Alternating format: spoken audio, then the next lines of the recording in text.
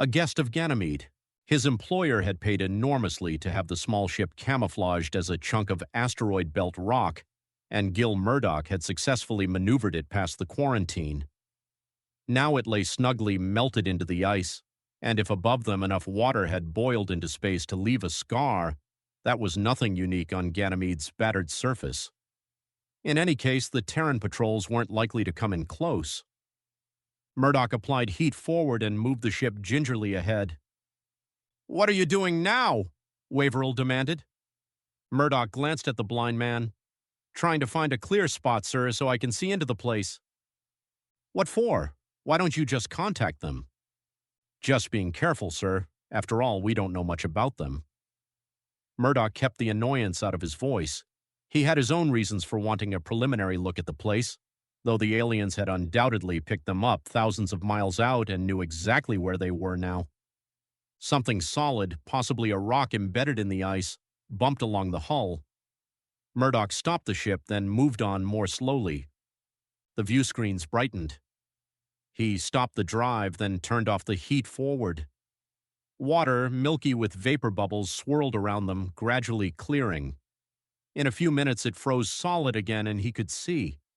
They were not more than 10 feet from the clear area carved out of the ice. Murdoch had the viewpoint of a fish in murky water, looking into an immersed glass jar. The place was apparently a perfect cylinder, walled by a force field or whatever held back the ice. He could see the dark translucency of the opposite wall, about 50 yards away and extending down 80 or 90 feet from the surface. He'd only lowered the ship a third that far so that from here he looked down upon the plain one-story building and the neat lawns and hedges around it. The building and greenery occupied only one half of the area, the half near Murdoch being paved entirely with gravel and unplanted. That, he presumed, was where they'd land. The building was fitted to the shape of its half-circle and occupied most of it, like a half-cake set in a round box with a little space around it. A gravel walkway bordered by grass ran along the straight front of the building and around the back curve of it. The hedges surrounded the half-circle at the outside. There was an inconspicuous closed door in the middle of the building. There were no windows in the flat gray wall. The plants looked Terran and apparently were rooted in soil, though there must be miles of ice beneath. Artificial sunlight poured on the whole area from the top, Murdoch had heard, and now was sure that something held an atmosphere in the place. "What are we waiting for?" Waverill wanted to know. Murdoch reached for a switch and said simply, "Hello?" The voice that answered was precise and uninflected. "Who are you?" "My employer is Frederick Waverill. He has an appointment." "And you?" "Gilbert Murdoch." There was a pause, then, "Gilbert Andrew Murdoch, age 34, born in the state called Illinois." Murdoch, startled, hesitated, then realized he'd probably been asked a question. That's right. There is a price on your head, Murdoch." Murdoch hesitated again, then said, "There'd be a price on your own if Earth dared to put it there." Waverill gripped the arms of his seat and stood up, too vigorously for the light gravity. "Never mind all that. I hired this man because he could make the contact and get me here. Can you give me back my eyes?" "We can, but first of all I must warn both of you against trying to steal anything from us or prying into our methods. Several Terrans have tried, but none have escaped alive." Waverill made an impatient gesture. "I've already got more money than I can count. I've spent a lot of it, a very great lot, on the metal you wanted, and I have it here in the ship. We have already perceived it, and we do not care what it has cost you. We are not altruists." That, thought Murdoch, could be believed. He felt clammy. If they knew so much about him, they might also be aware of the years he'd spent sifting and assessing the rumors about them that circulated around the tenuous outlaw community of space. Still, he'd been as discreet as was humanly possible. He wondered if Waverill knew more than he pretended. He thought not. Murdoch's own knowledge was largely meticulous deduction. This much Murdoch knew with enough certainty to gamble his life on it.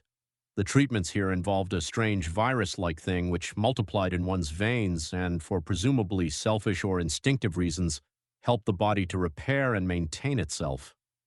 He knew for dead certain that the aliens always carefully destroyed the virus in a patient's veins before letting him go. He thought he knew why. The problem was to smuggle out any viable amount of the virus. Even a few cells, he thought, would be enough if he could get away from here and get them into his own blood, for it would multiply. And what would be the going price for a drop of one's blood, for 1,000th of a drop if it carried virtual immortality? A man could very nearly buy Earth. The voice was speaking again. Move straight ahead. The field will be opened for you. Murdoch got the ship moving. He was blanked out again by the melting ice until they popped free into air, with an odd hesitation and then a rush. The ship was borne clear on some sort of a beam. He could hear water cascading outside the hull for a second, then it was quiet. He glanced at the aft viewer and could see the tunnel where they'd come out, with a little water still in the bottom, confined by the force field again. The water that had escaped was running off along a ditch that circled the clearing. They were lowered slowly to the graveled area. Leave the ship, the voice directed, and walk to the doorway you see. Murdoch helped Waverill through the inner and outer hatches and led him toward the building. His information was that a force barrier sliced off this half of the circle from the other, and he could see that the hedges along the diameter pressed against some invisible plane surface. He hesitated as they came to it, and the voice said, "Walk straight ahead to the door. The field will be open for you." He guided Waverill in the right direction. As they passed the midpoint, he felt an odd reluctance, a tingle and a slight resistance. Waverill grunted at it, but said nothing. The door slid open, and they were in a plane room with doors at the left and right. The outer door closed behind them. The door on the right opened, and Murdoch took Waverill through it. They were in a second room of the same size, bare except for a bench along one wall. The voice said, "Remove your clothing and pile it on the floor." Waverill complied without protest, and after a second, Murdoch did too. "Step back," the voice said. They did. The clothing dropped through the floor sluggishly in the light gravity. Murdoch grunted. There were weapons built into his clothes, and he felt uneasy without them. At the end of the room, away from the middle of the building, was another door like the one they'd come through. It opened, and a robot walked in. It was humanoid in shape, flesh-colored but without animal details. The head had several features other than the eyes, but none of them was nose, mouth, or ears. It stood looking at them for a minute, then said in the familiar voice, "Do not be alarmed if you feel something now." There was a tingling, then a warmth, then a vibration, and some other sensations not easy to classify. Murdoch couldn't tell whether they came from the robot or not. It was obvious, though, that the robot was scanning them. He resisted an urge to move his hands more behind him. He'd been well satisfied with the delicate surgery, but now he imagined it awkward and obvious. The robot didn't seem to notice anything. After a minute, the robot said, "Through the door where I entered, you will find a bedroom and a bath and a place to cook. It is best you retire now and rest." Murdoch offered his arm to Waverill, who grumbled a little but came along. The voice went on, seeming now to come from the ceiling. "Treatment will begin tomorrow. During convalescence, Murdoch will care for Waverill. Sight will be restored within 4 days, and you will be here 1 day after that. Then you may return to your ship. You will be protected from each other while you are here. If you keep your bargain, you will be of no concern to us after you leave." Murdoch watched Waverill's face, but it showed nothing. He was sure the billionaire already had arrangements to shut him up permanently as soon as he was no longer needed, and he didn't intend, of course, to let those arrangements work out. Second, it developed that when the robot spoke of days, it meant a 24-hour cycle of light and dark, with temperatures to suit. Under other circumstances, the place would have been comfortable. The pantry was stocked with Earthside food that didn't help Murdoch's confidence any, since it was further evidence of the aliens' contacts with men he cooked eggs and bacon, helped Waverill eat, then washed up the dishes. He felt uneasy without his clothes, the more because the weapons in them through years of habit were almost part of himself. He thought, "I'm getting too jumpy too soon. My nerves have to last a long time yet." While he was putting the dishes to drain, the robot walked into the room and watched him for a moment. Then it said to Waverill, "Keep your hand on my shoulder and walk behind me." It reached for Waverill's right hand and placed it on its own right shoulder, revealing in the process that its arm was double-jointed. Then it simply walked through the wall. The blind man, without flinching and perhaps without being aware, passed through the seemingly firm substance. When they were gone, Murdoch went quickly to the wall and passed his hands over it. Solid. The voice came from the ceiling. "You cannot penetrate the walls except when told to. Any place you can reach in this half of the grounds is open to you. The half where your ship is will remain cut off. You may amuse yourself as you wish so long as you do not willfully damage anything. We have gone to great effort to make this place comfortable for Terrans. Do not impair it for those who may come later." Murdoch smiled inwardly. He'd known the walls would be solid. He'd only wanted to check the aliens' watchfulness. Now he knew that there was more to it than just the robot, and that the voice was standard wherever it came from. Not that the information helped any. He walked back to the middle of the building and went through the door across the lobby. In that half of the building were a library, a gymnasium, and what was evidently a solar system museum. There was nothing new to him in the museum. Though there were useful tables and data in the library, he was too tense to study.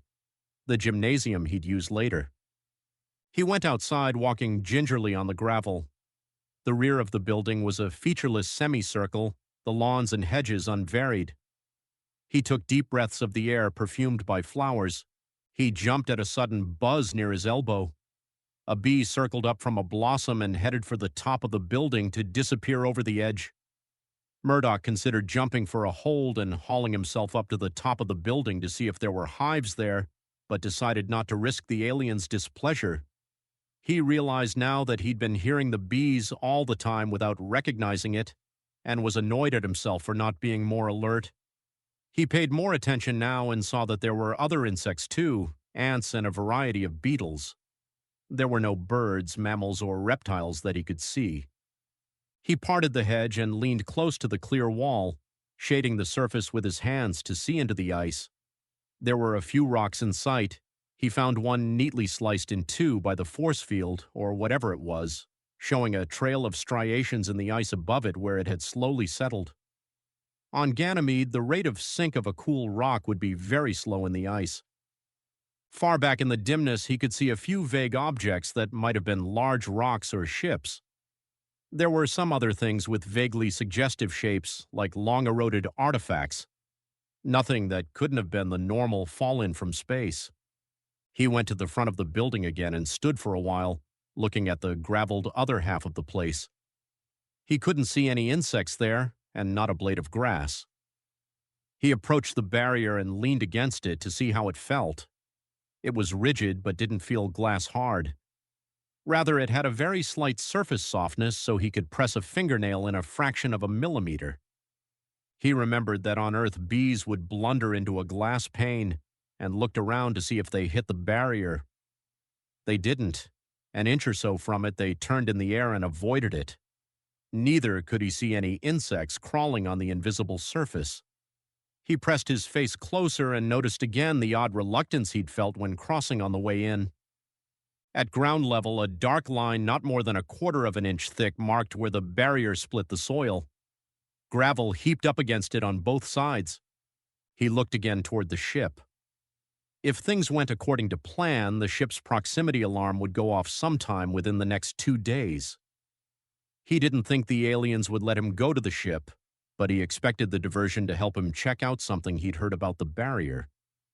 He flexed his thumbs, feeling the small lumps implanted in the web of flesh between thumb and finger on each hand. He'd practiced getting the tiny instruments in and out until he could do it without thinking. But now the whole project seemed ridiculously optimistic. He felt annoyed at himself again. It's the aliens, he thought, that are getting my nerves. I've pulled plenty of jobs as intricate as this without fretting this way. He began another circuit around the building and was at the rear when the voice said, almost at his shoulder, "Murdoch, Waverill wants you."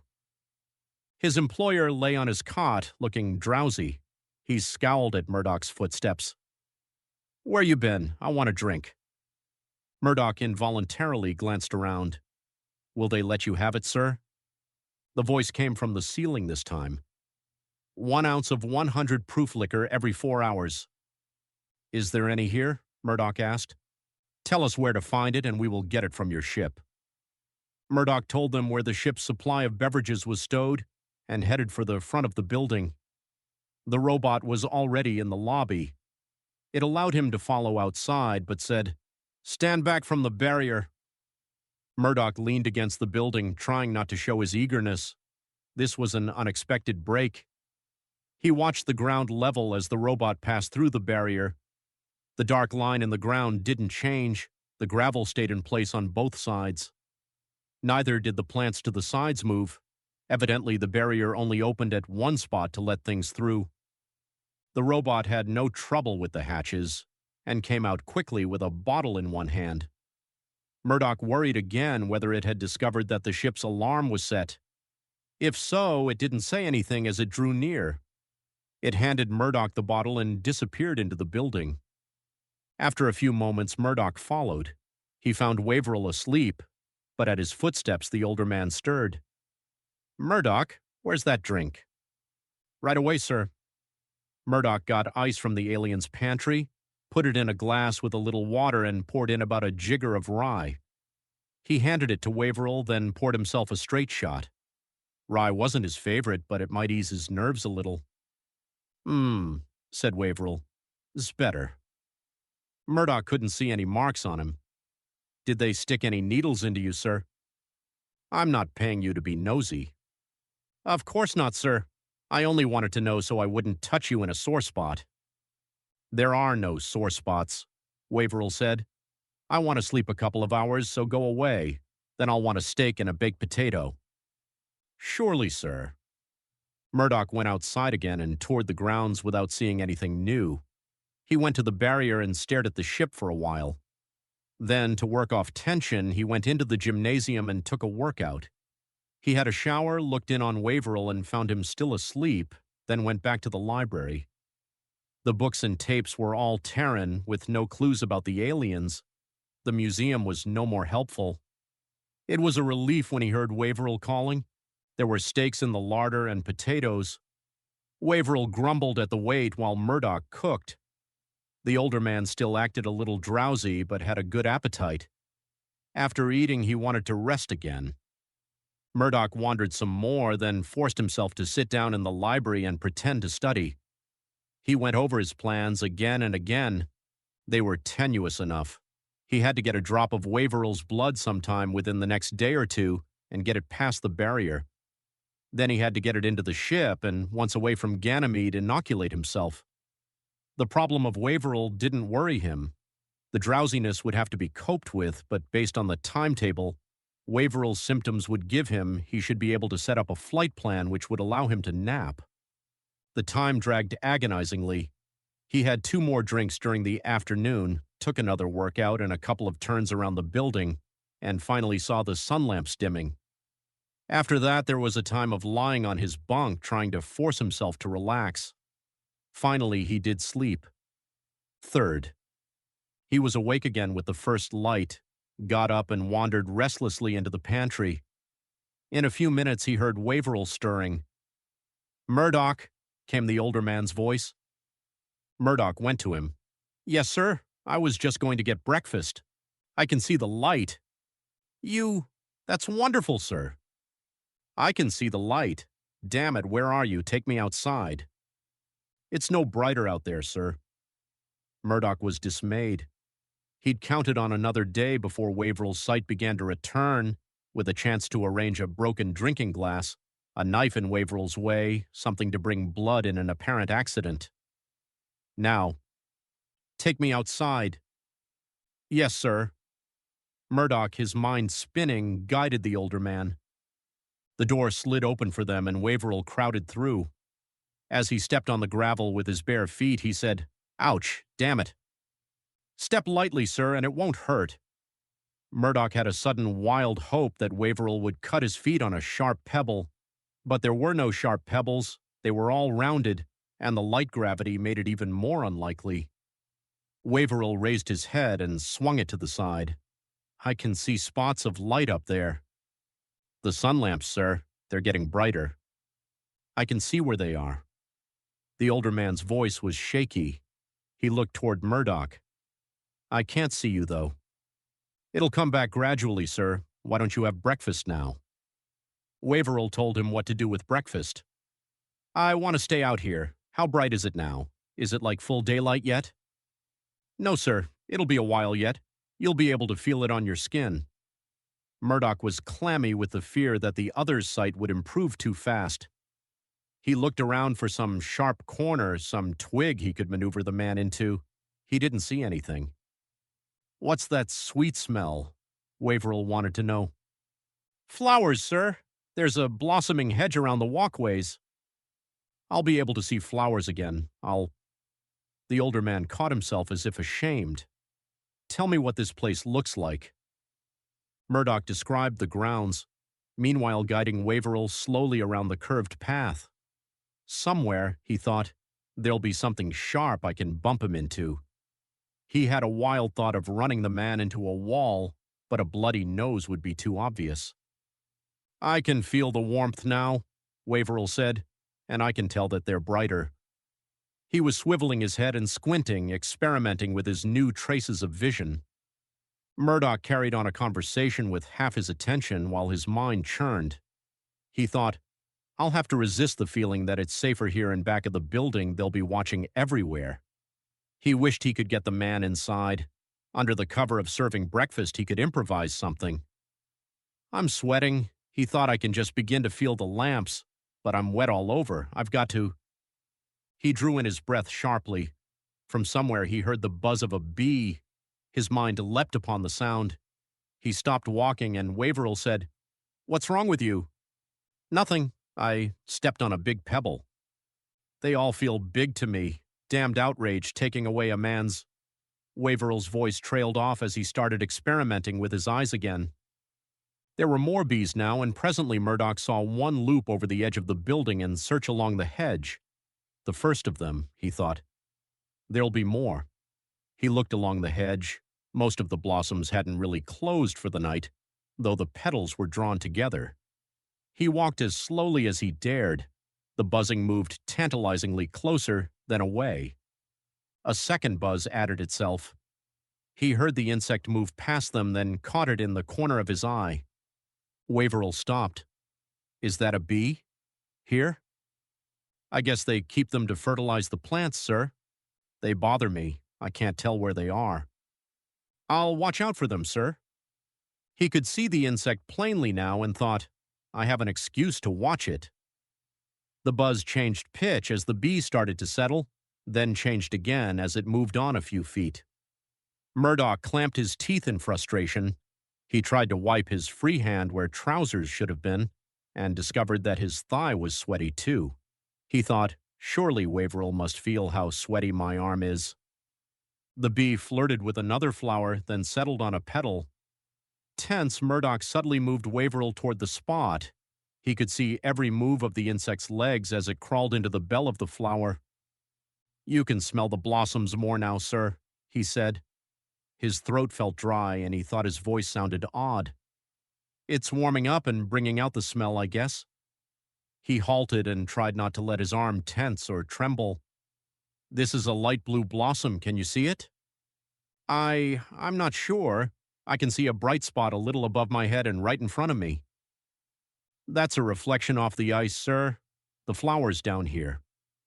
Holding his breath, he took Waverill's hand and moved it toward the flower. He found himself gritting his teeth and wincing as Waverill's fingers explored delicately around the flower. The bee crawled out, apparently not aware of anything unusual, and moved away a few inches. It settled on a leaf and began working its legs together. Murdoch felt like screaming. Waverill's fingers stopped their exploration, then, as the bee was silent, began again. Waverill bent over to bring his eyes closer to his hand. Shaking with anxiety now, Murdoch executed the small movements of his right hand that forced the tiny instrument out from between his thumb and forefinger. He felt a panicky desire to hurry and forced himself to move slowly. He transferred the tiny syringe to his left hand, which was nearer. Waverill was about to pluck the blossom. Murdoch moved his right hand forward, trying, in case the aliens could see, though he had his body in the way, to make the move casual. He flicked a finger near the bee. The bee leaped into the air, its buzz high-pitched and loud. Waverill tensed. Murdoch cried, "Look out, sir!" and grabbed at Waverill's hand. He jabbed the miniature syringe into the fleshy part of the hand, at the outside, just below the wrist. "Damn you!" Waverill bellowed, slapping at his right hand with his left. He jerked away from Murdoch. "Here, sir, let me help you." "Get away from me, you clumsy fool." "Please, sir, let me get the stinger out. You'll squeeze more poison into your skin." Waverill faced him, a hand raised as if to strike, then he lowered it. "All right, damn you, and be careful about it." Shakily, Murdoch took Waverill's hand. The syringe, dangling from the skin, held a trace of red in its minute plastic bulb. Murdoch gasped for breath and fought to make his fingers behave. He got hold of the syringe and drew it out. Pretending to drop it, he hid it in the junction of the third and fourth fingers of his left hand. He kept his body between them and the building, and tried to make his actions convincing. "There, it's out, sir." Waverill was still cursing in a low voice. Presently he stopped, but his face was still hard with anger. "Take me inside." "Yes, sir." Murdoch was weak with reaction. He drew a painful breath, gave the older man his left arm, and led him back. The tiny thing between his fingers felt as large and as conspicuous as a handgun. Fourth. Murdoch felt as if the entire place was lined with eyes, all focused on his left hand. The act of theft clearly begun, his life in the balance. He felt now the icy nausea of fear, a feeling familiar enough, and which he knew how to control, but which he still didn't like. Fear. It's a strange thing, he thought, a peculiar thing. If you analyzed it, you could resolve it into the physical sick feeling and the wish in your mind, a very fervent wish, that you were somewhere else. Sometimes, if it caught you tightly enough, it was almost paralyzing, so that your limbs and even your lungs seemed to be on strike. When fear gripped him, he always remembered back to that turning point, that act that had made him an outlaw and an exile from Earth. He'd been a pilot in the Space Force, young, just out of the academy, and the bribe had seemed very large and the treason very small. It seemed incredibly naive now that he should not have understood that a double cross was necessarily a part of the arrangement. It was inescaping at all, against odds beyond calculating, that he had learned that he thought faster and deeper than other men, and that he had guts. Having guts turned out to be a different thing than he had imagined. It didn't mean that you stood grinning and calm while others went mad with fear. It meant you suffered all the panic, all the actual physical agony they did, but that you somehow stuck to the gun, took the buffeting, and still had in a corner of your being enough wit to throw the counterpunch or think through to the way out. And that's what he had to do now, endure the fear and keep his wits. The robot had responded to Waverill's loud demand. It barely glanced at Waverill's hand, said, "It will heal quickly," and left. So far as Murdoch could tell, it didn't look at him. As soon as he dared, he went and took a shower. In the process of lathering, he inserted the syringe into the slit between thumb and forefinger of his left hand. In that hiding place was a small plastic sphere holding a substance which ought to be nutrient to the virus. It was delicate work, but he'd practiced well and his fingers were under control now, and he got the point of the syringe into the sphere and squeezed. He relaxed the squeeze, felt the bulb return slowly to shape as it drew out some of the gummy stuff. He squeezed it back in, let the shower rinse the syringe, and got that back into the pouch in his right hand. He didn't dare discard it. There was always the possibility of failure and a second try, though. The timing made it very remote. If the surgery was right, the pouches in his hand were lined with something impervious so that none of the virus would get into his blood too soon. He lathered very thoroughly and rinsed off, then let a blast of warm air dry him. He felt neither fear nor elation now. Rather, there was a letdown and a weary apprehension at the trials ahead. The next big step was to get the small sphere past the barrier ahead of the time of leaving. He was pretty sure that he couldn't smuggle it out on his person. The alien's final examination and sterilization would prevent that. Now there came the agony of waiting for the next step. He hadn't been able to rig things tightly enough to predict within several hours when it would come. It might be in 1 hour or in 10. A derelict was drifting in. He'd arranged that, but it might be late or it might be intercepted. He prepared a meal for Waverill and himself, sweated out the interval, and cooked another. He wandered from library to gymnasium to out of doors and fought endlessly the desire to stand at the barrier and stare at the ship. The robot examined Waverill and revealed only that things were going well. Waverill spent most of his time bringing objects before his eyes, squinting and twisting his face, swallowed up in the ecstasy of his slowly returning vision. When darkness came, the older man slept. Murdoch lay twisting on his own couch or dozed fitfully, beset with twisted dreams. When the ship's alarm went off, he didn't know at first whether it was real or another of the dreams.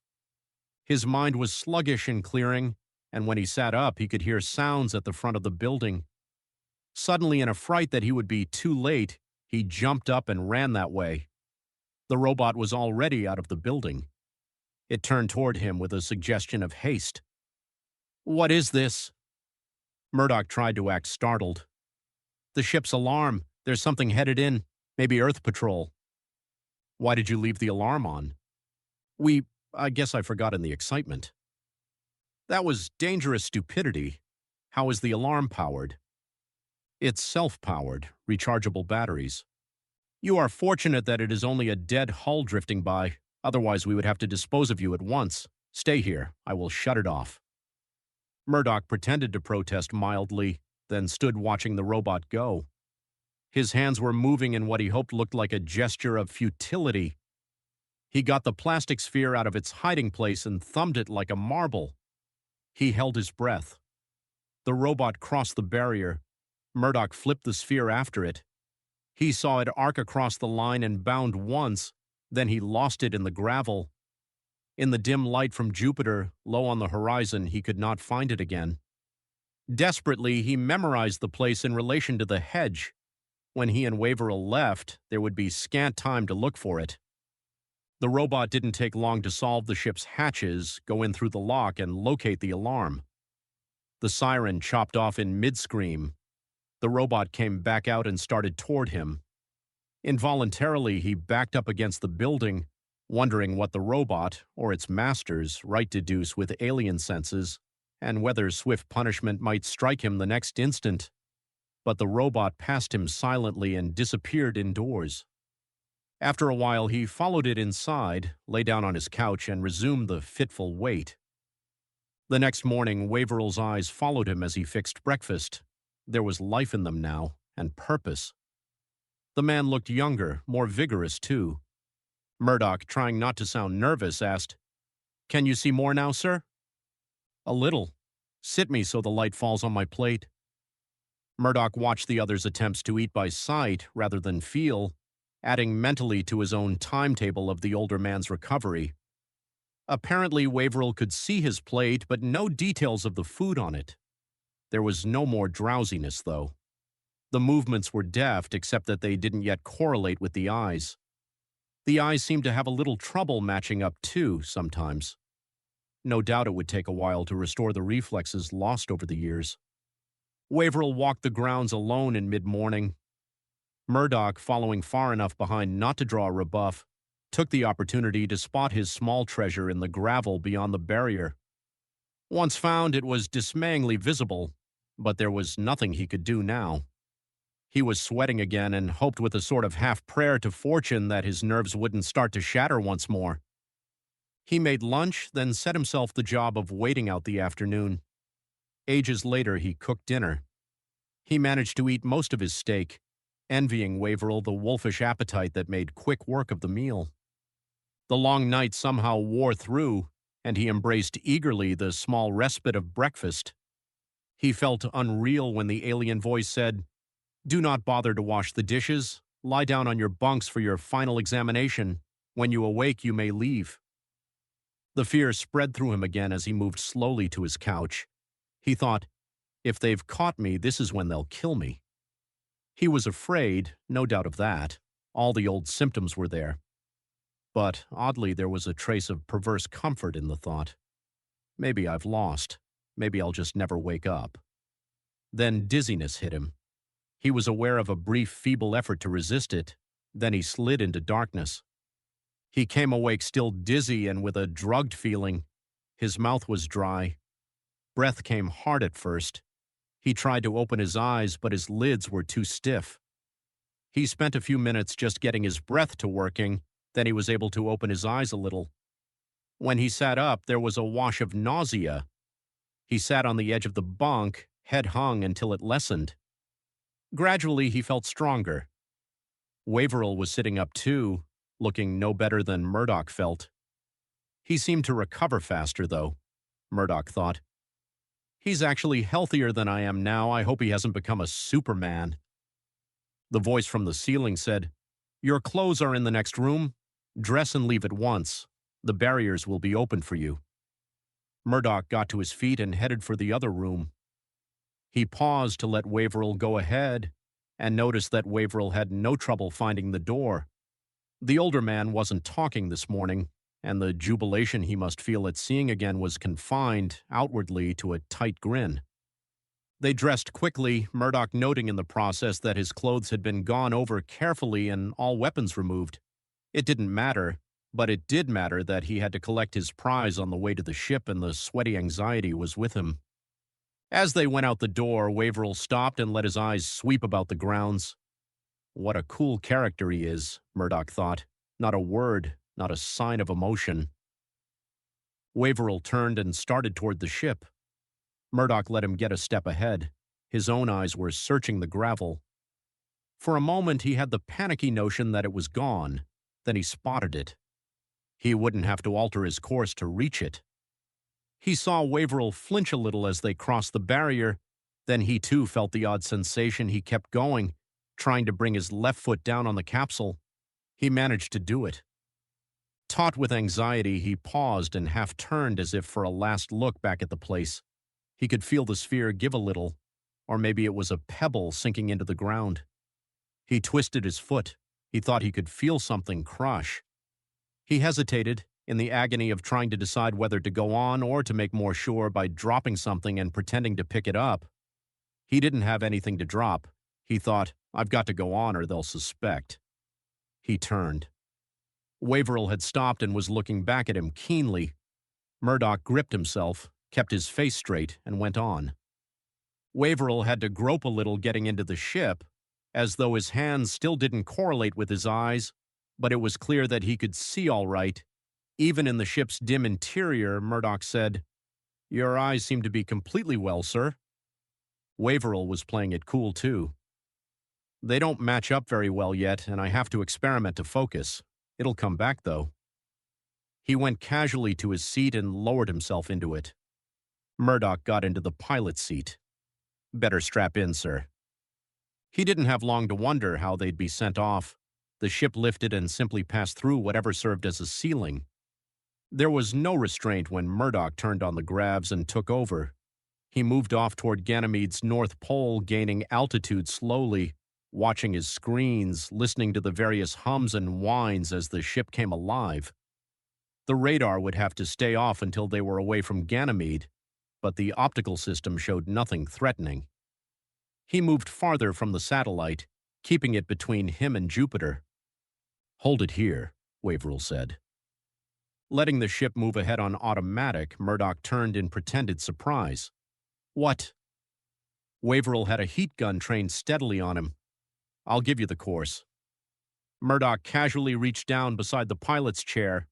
A compartment opened under his fingers, and he lifted a gun of his own. Waverill's mouth went tight as he squeezed the trigger. Nothing happened. Waverill glanced at the weapon. Rage moved across his face. He hoisted the gun as if to throw it, then stopped as Murdoch lifted his own gun a little higher. "You got to them," Waverill said flatly. "The ones that did the remodeling job on this crate and hid that gun for you. Of course. Did you think you were playing with an idiot?" "I could have sworn they were beyond reach." "I reached them." Murdoch got unstrapped and stood up. He had the ship's acceleration just as he wanted it. And naturally, I went over the ship while you were blind. Get into your suit now, Waverill. Why? I'm giving you a better break than you were going to give me. I'm putting you where the patrol will pick you up. You won't make it, you son of a bitch. I've got some cards left. I know where you plan to rendezvous. By the time you buy your way out of jail, I'll be out of your reach. You never will. Talk hard enough and I may decide to kill you right now. Waverill studied his face for a moment, then slowly got to his feet. He went to the suit locker, got out his suit, and squirmed into it. Murdoch grinned as he saw the disappointment on the other's face. The weapons were gone from the suit, too. He said, "Zip up and get the helmet on and get into the lock." Waverill, face contorted with hate, complied slowly.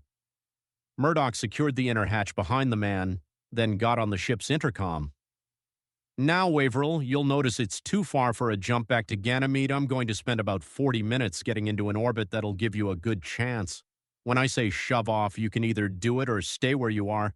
If you stay, we'll be headed a different direction and I'll have to kill you for my own safety. He left the circuit open and activated a spy cell so he could see into the lock. Waverill was leaning against the inner hatch, conserving what heat he could. VD Murdoch set up a quick flight program, waited a minute to get farther from Ganymede and the aliens, then turned on a radar search and set the alarm. He unzipped his left shoe, got it off, and stood staring at it for a moment, almost afraid to turn it over. Then he turned it slowly. There was a sticky spot on the sole. The muscles around his middle got so taut they ached. He hurried to the ship's med cabinet, chose a certain package of bandages, and tore it open with unsteady fingers. There was a small vial hidden there. He unstoppered it and poured the contents onto the shoe sole. He let it soak while he checked the pilot panel, then hurried back. With a probe, he mulled the liquid around on the shoe sole and waited a minute longer. Then he scraped all he could back into the vial and looked at it. There were a few bits of shoe sole in it, but none big enough to worry him. He got out a hypodermic and drew some of the fluid into it. The needle plugged.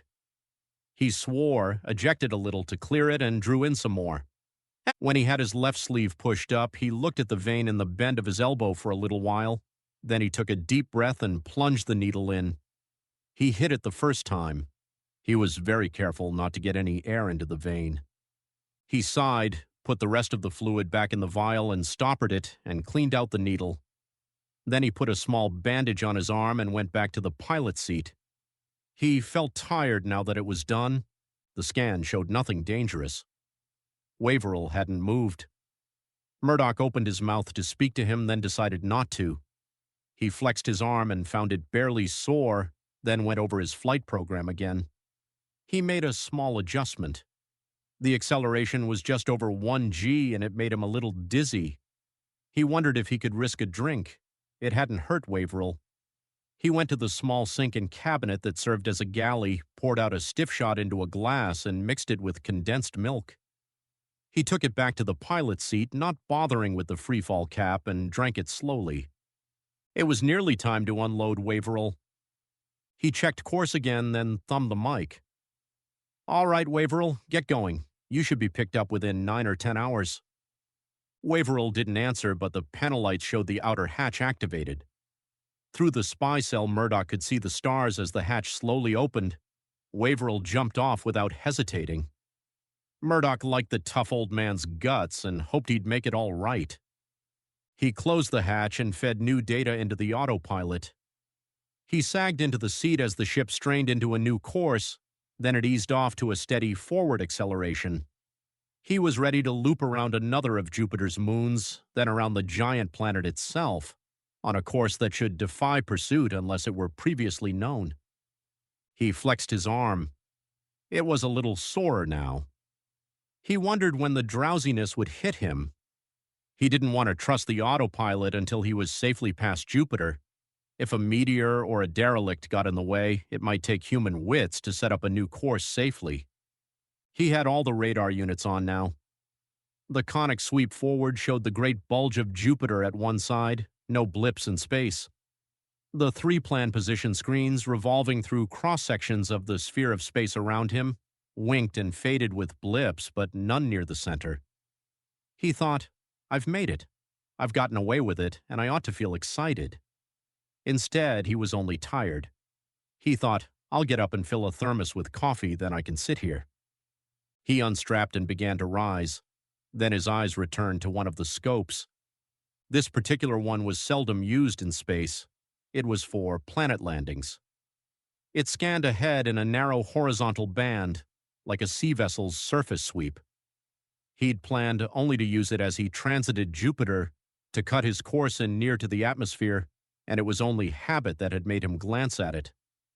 The bright green line showed no peaks, but at the middle, and for a little way to each side, it was very slightly uneven. He thought, it's just something in the system, out of adjustment. He looked at the forward sweep. There were no blips dead ahead. He moved the adjustments of the horizontal sweep, blurred the line, then brought it back to sharpness, except in the middle. The blurriness there remained. He opened a panel and punched automatic cross-checks, got a report that the instrument was in perfect order. He looked at the scope again. The blurred length had grown to either side. Clammy sweat began to form on his skin. He punched at the computers, set up a program that would curve the ship off its path, punched for safety verification, and activated the autopilot. He heard the drive's whine move higher, but felt no answering lateral acceleration. He punched for 3G deceleration, working frantically to get strapped in. The drive shrieked, but there was no tug at his body. The blurred part of the green line was spreading. He realized he was pressing against the side of his seat. That meant the ship was finally swerving, but he'd erased that program, and now, abruptly, deceleration hit him. He sagged forward against his straps, gasping for air. He heard a new whine as his seat automatically began to turn, pulling in the straps on one side as it maneuvered to face him away from the deceleration. He was crushed sideways for a while, then the seat locked and he pressed hard against the back of it. This he could take, though he judged it was 5 or 6 Gs. He labored for breath. The deceleration cut off and he was in free fall. His screens and scopes were dark. The drive no longer whined. He thought, something's got me. Something that can hide from radar and control a ship from a distance like a fish on the end of a spear. He tore at the straps, got free, and leaped for the suit locker. He dressed in frantic haste, cycled the airlock, and found himself on the surface of a planet. He had been returned to Ganymede. Panicked, he fled. Then abruptly, where nothing had been, there was something solid in his path.